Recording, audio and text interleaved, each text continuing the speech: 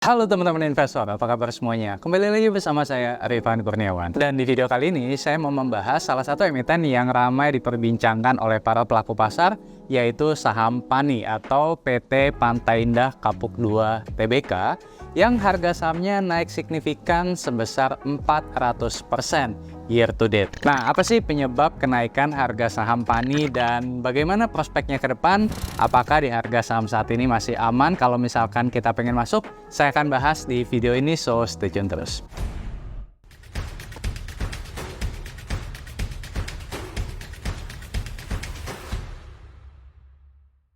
Oke, nah jadi mungkin teman-teman udah tahu ya kalau salah satu emiten properti yang lagi manggung di tahun 2023 ini adalah saham PANI. Di mana per video ini dibuat, harga saham PANI ini naik signifikan dari sekitar 950-an rupiah di awal tahun 2023 naik mencapai 4.700-an di pertengahan Oktober 2023 ini. Dan dihitung secara persentase, harga saham PANI udah naik 400%-an. Apa sih yang menyebabkan kenaikan harga saham PANI yang signifikan ini? Anyway, sebelumnya saya disclaimer dulu ya bahwa saya tidak dalam posisi memegang saham PANI. Dan video ini bukan untuk ajakan ya untuk membeli ataupun menjual saham PANI ya, melainkan untuk pembelajaran semata. So, keputusan investasi tetap ada di tangan kita masing-masing and do your own research. Oke, saya akan mulai pembahasan di video ini ya dengan throwback terlebih dahulu mengenai kemunculan saham PANI atau awal mula dari saham PANI. Jadi, PANI sendiri pertama kali IPO itu tahun 2018 dengan nama PT Pratama Abadi Nusa Industri. Lalu berganti nama menjadi PT Pantai Indah Kapuk 2 Tbk. Dan perlu teman-teman ketahui, saat PANI IPO di tahun 2018, PANI memiliki lini usaha yang berbeda, di mana awalnya kegiatan usaha utama PANI ini adalah industri kemasan kaleng, serta industri pengolahan hasil perikanan, dan jasa pendingin atau cold storage melalui entitas anaknya. Dan anyway, perlu teman-teman tahu juga ya bahwa pemegang saham pengendali PANI ini adalah PT Multi Arta Pratama atau MAP, di mana MAP ini merupakan perusahaan joint venture antara Agung Sedayu Group dan PT Tunas Mekar Jaya atau Salim Group. Nah, ini bisa dibilang yang punya PIK 1 dan PIK 2 lah ya sama pihaknya. Nah, jadi kalian tahu lah ya kalau Salim Group dan juga Sedayu Group ini punya lini bisnis properti yang kuat dan juga perusahaan properti yang berpengaruh di Indonesia. Dan ditambah lagi, belum lama ini juga salah satu nama Taipan legendaris yang digadang-gadang tergabung dalam 9 naga ini juga menjadi direktur utamanya nih, yaitu Sugianto Kusuma atau konglomerat yang kita kenal dengan sebutan Aguan. Nah, sosok pemilik Agung Sedayu tersebut ya resmi menjadi direktur utama PANI melalui RUPS tahunan di bulan Juni lalu. Jadi nggak heran kalau kemudian ya dengan keberadaan Aguan ini membuat emiten PANI jadi menarik bagi banyak investor. Nah, mungkin di sini kalian ada yang kebingungan nih, loh kenapa kok bisa PANI ini tiba-tiba mengembangkan PIK 2 ya, bukannya PIK 2 sendiri udah lama. Jadi gini, MAP tadi ya mengambil saham 80% sehingga kemudian menjadi pengendali perusahaan di PANI. Kemudian di pertengahan tahun 2022,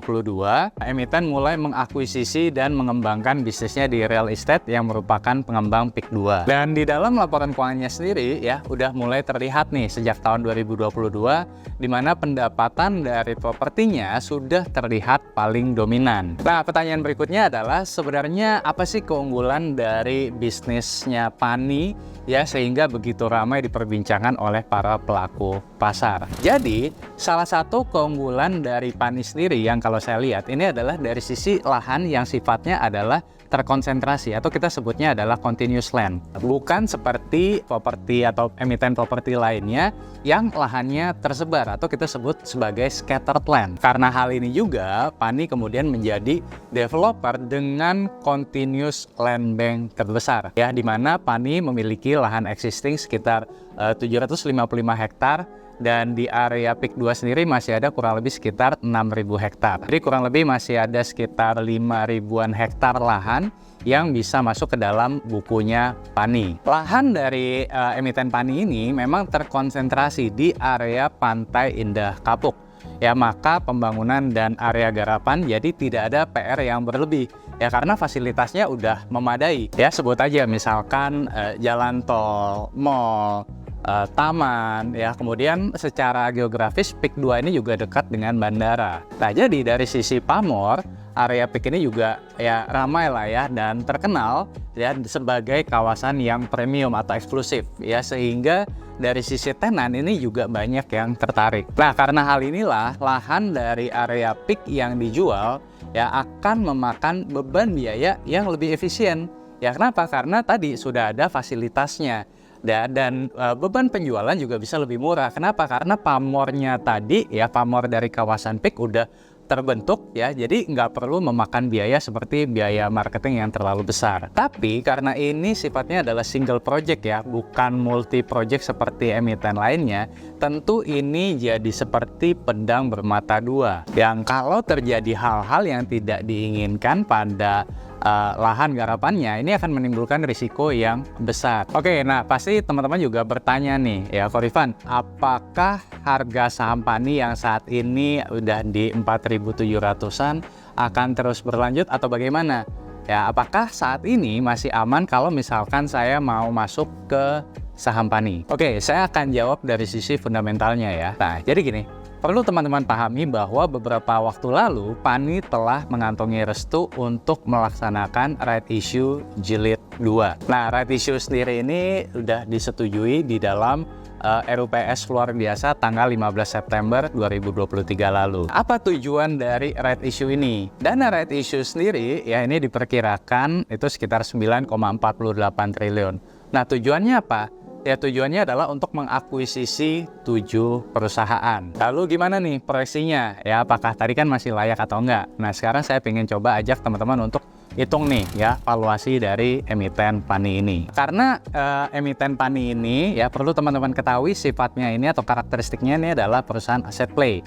Ya maka kita tidak bisa serta-merta langsung menggunakan relative valuation untuk menghitung valuasi dari PANI ini. Nah, maka dari itu nanti ini kita akan menghitung berapa NAV atau net asset value dari emiten PANI ini pasca akuisisi. Nah, kita coba hitung ya kepemilikan efektif lahan yang dimiliki oleh PANI. Di sini saya coba hitung kepemilikan lahan yang dimiliki oleh PANI berdasarkan persentase saham yang dimiliki.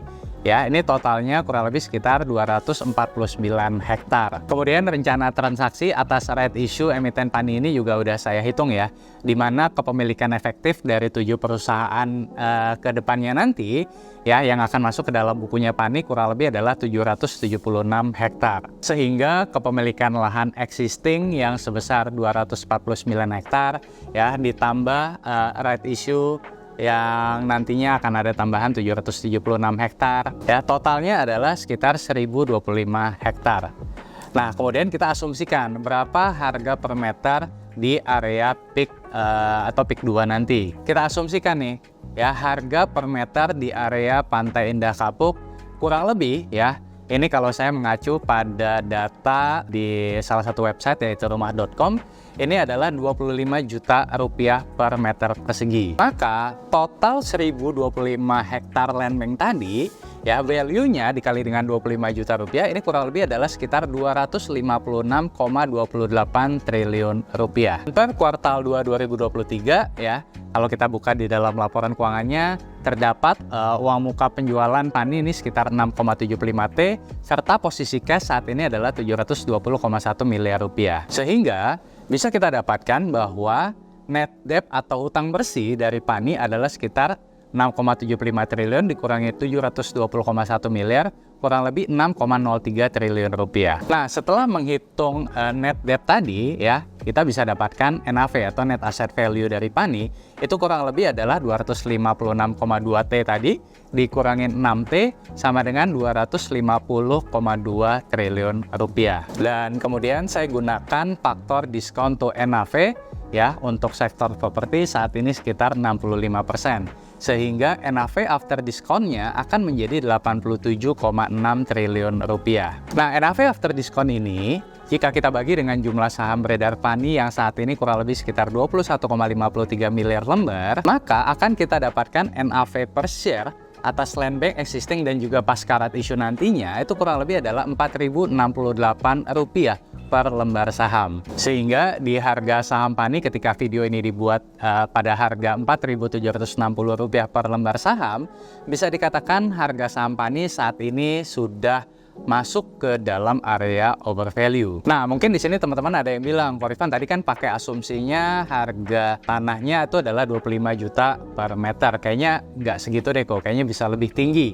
Oke, sekarang kita gunakan skenario kedua ya. Kalau harga market ya, harga tanah di Pantai Indah Kapuk ini kita gunakan lebih tinggi, asumsinya menjadi 30 juta rupiah per meter persegi. Dengan cara yang sama seperti tadi ya, cuma harga per meter yang kita bikin lebih tinggi ya, maka hasil NAV per share after discount itu menjadi Rp4.900 per lembar saham, atau ya cuman terdiskon 3% dari harga saham saat ini. Walaupun masih ada sekitar 4.400-an hektar lahan yang bisa masuk ke dalam buku PANI ke depannya, ya kita belum bisa masukkan ke dalam perhitungan karena saya juga belum tahu nih berapa harga cost perolehan akuisisi lahannya, dan juga proses akuisisi ini pakai dana right issue atau tidak, dan lain sebagainya. Ya, jadi untuk sementara kita exclude faktor tersebut terlebih dahulu. Oke, nah jadi kesimpulannya adalah meskipun saya setuju bahwa prospek dari PANI ini menarik ya, tapi kalau menurut saya pribadi, kalau misalkan mau masuk di harga 4.700-an per lembar saat ini, risikonya terbilang besar. Ya, jadi saya pribadi ya tidak terlalu menyarankan ya untuk masuk di harga saham PANI pada harga saat ini.